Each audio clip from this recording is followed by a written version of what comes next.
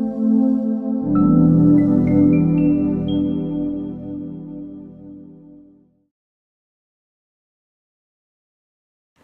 hello guys, welcome to Beyond a Different Concept. So we are here with the best master doctor for ceramic restorations. I think all of you already know him. How many researches do you have already now? More than? Thank you. 100. We already just lost it.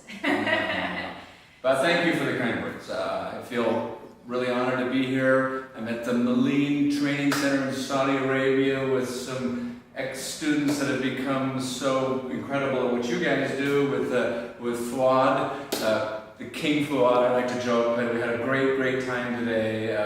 I think you were asking me what number of papers. I think it's 94 papers so far in one book, but and I think you wanted to ask me some questions about zirconia, right? Yes, exactly. So we're going to talk about topics about what's new on dentistry. So let's go to talk about cubic zirconia. Okay. Okay. So Doc, let's talk about it. Okay. So we have three phases of the cubic zirconia. So we have three types of zirconia. Can we just know a little bit about it, please? Well, sure. Zirconia is like one of those super hot topics in dentistry today, and it's been around for a while. We were using it in original material. We sort of call it like phases of zirconia, like phases of bonding agent. There was a first phase or first generation, this high strength stuff that we're now calling frame zirconia, that we put porcelain on. That's been around for a long time. Example, lava. And then a second generation Bruxer or Lava Plus that was a little bit more translucent. And there's all this excitement the last 3 or 4 years about this cubic containing zirconia. And it contains a different type of crystal of zirconia, different shape, cubic, shape of a cube. And many of you probably heard of a fake diamond. It's 100% cubic zirconia, very clear type of material. So the material that we're using in dentistry has about 50% tetragonal shaped crystal and 50% cubic shaped crystal, which is a very translucent material, or how to say highly translucent compared to the original material. So that's been all the excitement. It's a material that we can use in a monolithic form, meaning we don't have to put porcelain on it. So that's kind of where we're at today. So that's been a lot of development in those areas. Okay, so that's kind of new, no? That's been very new for about the last 4 years, and this material seems to be changing daily. Everybody's playing around with the percentage of cubic phase. More cubic, around 30%, 40%, so it's just evolving on a daily basis. Okay, perfect. I want to ask you something more. What about how we can bond, cubic zirconia restoration? Okay, so the original material, the high strength material, are all tetragonal phase, which is very opaque.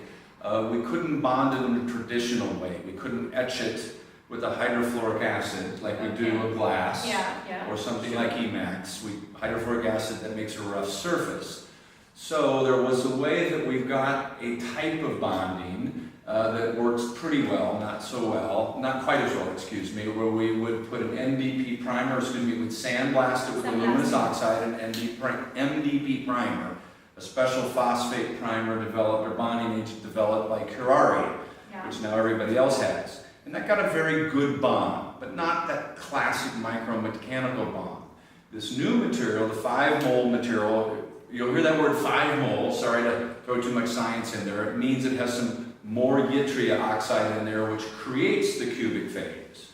All right, that material we sandblast also and use an MDP primer, but since it's not quite as hard a material, not quite as high hardness as the original material, we get a little bit rougher surface. So we get a little bit better bond. Now there's something new and exciting though, a product that just came out of Korea. So we couldn't traditionally etch the high strength or the 3-mole material or the pure tetragonal phase. There's a material out of Korea called zirconia etching solution. This Korean company has come up with a way to etch it. So this will be on the market very soon. So you will see a way very soon to etch the translucent zirconia. Definitely, yes. Okay, Doc, I wanted to ask you something more. It was regarding how we have to do the polishing of this. I mean, how are we going to do it? Okay, should we need to do it mechanically or the glaze? Great. Tell me about it, please. Okay, so this is an interesting thing that's been talked about. A lot of researchers saying do not glaze the surface of zirconia. Okay. And the reason being is because glaze is microscopically rough, so it can create abrasion on the posing tooth, and that's true. Yeah. So the problem with zirconia is zirconia doesn't look exactly like enamel. It looks a little bit like a pearl. Yeah. So if you don't glaze it, it looks a little bit artificial. So I found that I need to glaze it to have it look real. Real. Okay, so now we got a problem. If we put glaze on the surface and we don't just leave that glaze, that'll be pretty abrasive to the posing tooth. So I have a solution that works. So I actually glaze it. I glaze my zirconia, and then I take a rubber wheel and I polish away the glaze from the occlusal contact.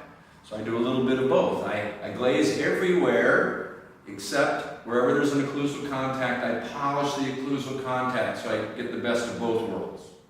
So wherever there's a contact, occlusal contact, I polish, so there's no glaze. Everywhere else there is glaze. So I use the best of both techniques. Okay, and about polish mechanically way, which is on your polishing tools that you use? Okay, if you use regular tools that came out for porcelain or Emax, they don't seem to work very well.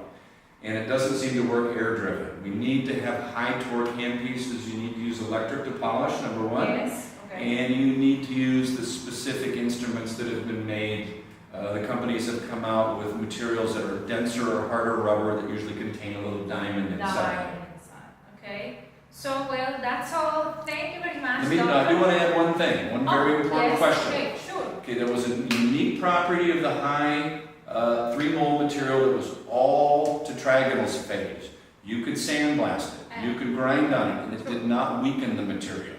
The new 5-mole material, the very translucent material, if you sandblast it, it does weaken it. So you want to be careful how you treat the inside. You can't beat it up, you can't drive trucks. Glidewell, there's a few companies that have these fun ads where they drive trucks over the high strength, super high strength material and it didn't weaken it. So the new super translucent material, it is possible to generate cracks in it. So you want to be careful treating the inside, taking burrs and grinding the bejesus, as a word for my kids. So be careful grinding on the inside. So what you should do, if you're going to use conventional cement, instead of using aluminous oxide, use glass beads on the inside. So we treat the internal surface with glass beads instead of aluminous oxide. That's an important point. But I think that really was a very important information to give to all of them. Okay, so now everything you guys are going to need, you have Doc at McLaren. You can visit his website, okay? You can also follow him through aesthetics, or he will be giving models, he will be giving some courses, okay? And he will be coming here in Saudi Arabia. So I have to say you, guys, you know, we are foreign, I am foreign, and I'm wearing a baya. That's why beyond